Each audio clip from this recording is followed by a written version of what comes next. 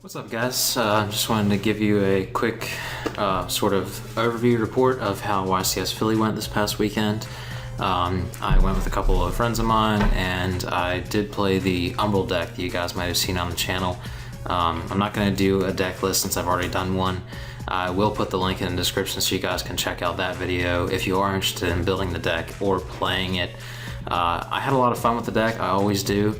I think that the deck is sort of underestimated, and not a lot of people know what it does and what it's capable of, and I think that's a pretty good asset at most events. But I'm just going to run through a couple of cards that did really well for me this weekend, and maybe some suggestions for you guys if you're looking for new cards to run for this sort of new format now that we have Primal Origins. The first card is Forbidden Dress. I was running Forbidden Lance in the deck just because the deck does rely on the one summon to be successful. So I was running Forbidden Lance for things like Fiendish, Bottomless, Breakthrough, that kind of thing. I decided to switch it over to Dress this time. Dress obviously doesn't work against Breakthrough and Fiendish, but it does to work against those summon interruption cards that might destroy without negating the summon. But the reason mostly why I switched to Dress is because of Fire and Ice Hand. Both of those cards were seen very frequently at this event and some of the events in the recent past. They have a lot of popularity just because you can splash 4 or 6 of them into a deck, and they're amazing floaters, and you can sort of loop them during your turn to be able to gain field advantage and start sort of popping off some of the stuff that they have. So Dress was good for protection for that and from that. Another thing that was very good this weekend is something that's always been good, Vanity's Emptiness. This deck can play Vanities really successfully. It's not an explosive deck. It doesn't have to special every turn, but I main decked 2 of these. They came in very handy against Geargia and pretty much all of my matchups. I did try to use it against Medolce, but unfortunately they had the trap stun, which is neither here nor there. Those are the 2 main deck cards that I feel did sort of the most work for me this weekend. The side deck card that I think did the most work for me was Deck Devastation Virus. I think this is a really powerful card. It doesn't hit everything. It does hit Medolce, which is what topped. I'm going to put another video out today about sort of what topped there, what we could consider the meta now, and what to expect in the coming weeks if you're going to go to any events. But Deck Devi was good. I sided actually 3 of these. There are some matchups that if you draw Deck Devi and you're able to have it resolve, your opponent just can't really play for 3 turns. And most of the time, even with a slow rolling deck like this, 3 turns is usually enough to be able to sort of beat them down and get them to past the point of no return. The good thing with Deck Devi is with this deck, if you're unfamiliar with it, you run King of the Feral Imps. This is sort of your first turn play most of the time, and King of the Feral Imps, I don't know if you guys will be able to see it, does have 2300 attack, so he is a Deck Devi target.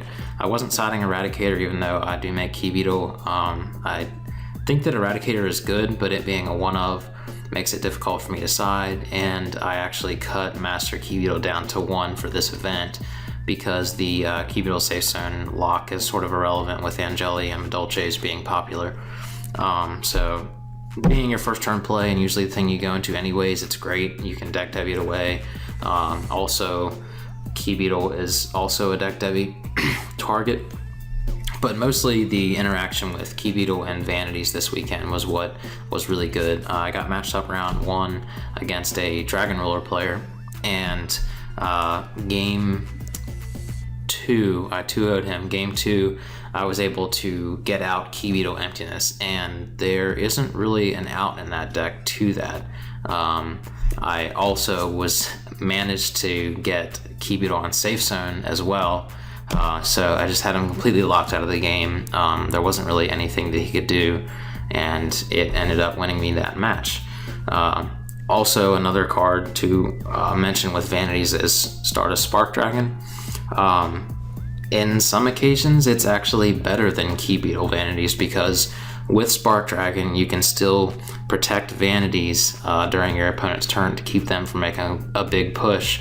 But during your turn, you can choose to turn vanities off in case you need to make a play. And Spark Dragon's just good in general. This card wins most of my Bujin matchups. You just basically chain its effect on itself, and you keep poking Yamato until they don't have cranes left. So Spark Dragon was very, very good. Really, this card could be the one level 8 synchro that made me want to play this deck over just a regular rank 4 spam deck like Hunters.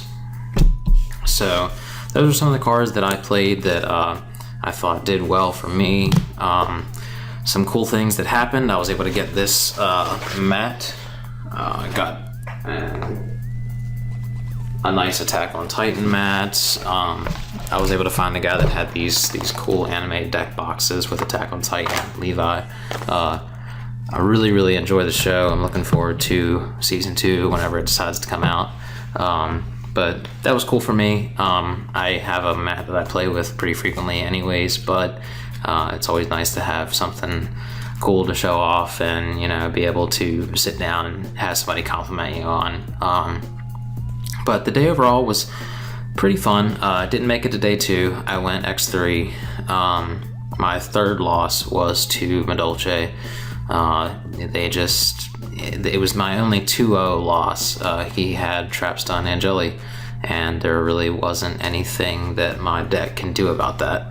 I sided in what I could, sided in the DD Crows and stuff like that to try and stop the combo, and still ended up getting beat, and which is really unfortunate for me, because I played the deck for a while, and it's really frustrating to get matched up against a guy that obviously just picked the deck up, because game 1, even though he beat me, he ended up doing the combo wrong the first time, it's always a little frustrating to get beat by someone that makes bad plays or misplays, or maybe just doesn't even seem to be familiar with the deck to the point that you think they should be to be playing it at a big event like that.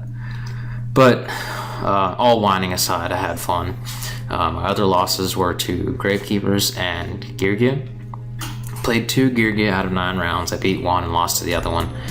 The only reason I lost to the second Girgia is just because it was really late game, and I went through so many resources that whenever he threw out the new rank 4 Karen Gorgon, I just didn't have a body big enough to get over it. I had already went through all of my outs to a monster with that high of attack.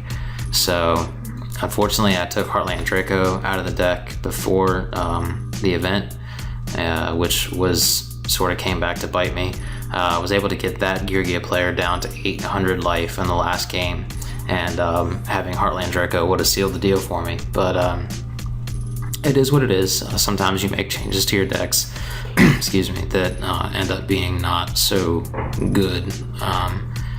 But the Gravekeeper matchup is somewhat tough sometimes because it is a Mass Chameleon deck, and at the end of the day. But if you know how to play the deck and you search the right cards, you're still able to get them most of the time. Just because being able to make Spark Dragon is something that Gravekeepers can't really handle. But unfortunately, the Gravekeeper player I was matched up against drew the absolute best hand that I can think of that Gravekeepers could have. He opened up with 2 Tombs and Warning and Valley and Royal Tribute. So game 1 wasn't really a real game. He Royal Tributed me and had 2 Tombs to back up that Royal Tribute, and it just didn't last very long. I couldn't deal with that amount of negation. I took game 2. I won game 2 with Spark Dragon, I think it was. I was able to sort of grind him out of resources. But then game 3, he went first again, and that was pretty much all she wrote. He drew well enough again. He didn't draw as crazy, but he had enough negation. I think he drew 1 tomb, maybe drew into the second one later in that game. But Ended up going to game 3 and losing to Gravekeepers. That was my first loss, then Kyrgyz was my second loss, and Medolce was my last loss. So that was how I did.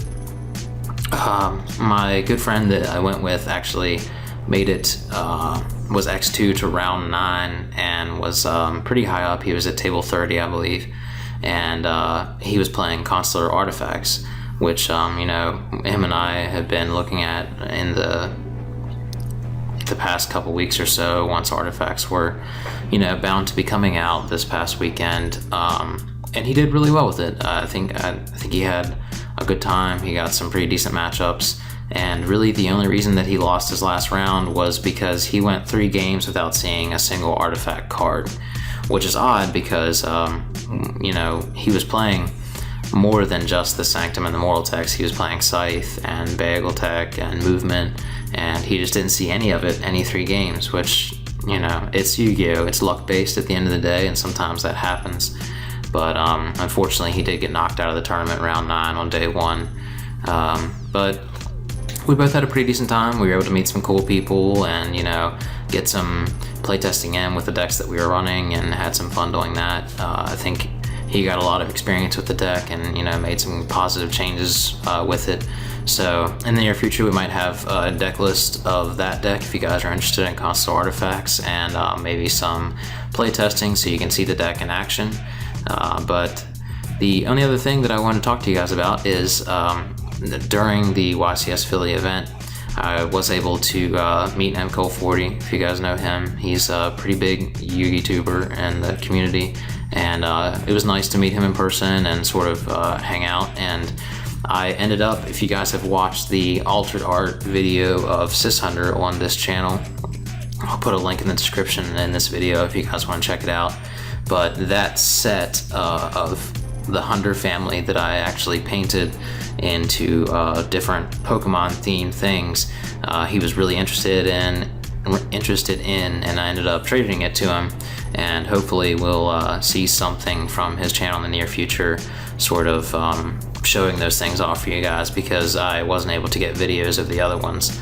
But so that was a good interaction, and it was fun to meet some people that I haven't met before, and overall it was a great trip. We all were, had a safe trip back home and enjoyed ourselves while we were playing, played in some side events. So I'll let you guys know what the meta is going to be looking like. Probably going to put a video out right after this one and sort of discuss what happened as far as the top 32 and the top 16, and what to expect in the coming weeks if you're going to be going to any events or anything like that, or even at your local shops if people are picking up these new sort of play styles from YCS Philly. So that is all I have for you guys today. I hope that you have a good one, and we'll see you next time.